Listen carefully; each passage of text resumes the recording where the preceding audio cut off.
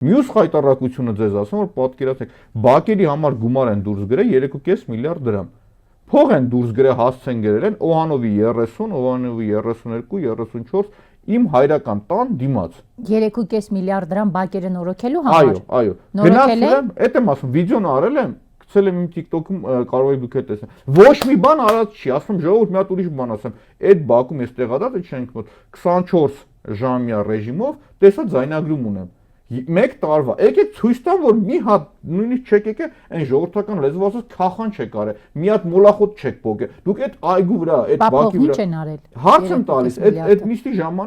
ժամանակ Տիգրան Ավինյանն ասաց, ում է գժի տեղ դրել։ Ում է գժի տեղ դրել, էլի օրինակի համար։ Դուք ստե փող եք դուրս գրել, մի հատ շուռուփ, մի հատ չոփ, ոչ մի բան չեք արել։ Այնտեղ, ասում գոնե կարդացեք իմ կենսագրությունը կամ տեսեք որտեղ եմ գրանցված, ինչ եմ, այդ բակի վրա փող դուրս մի գրեք, արա այտենց թալան, այտենց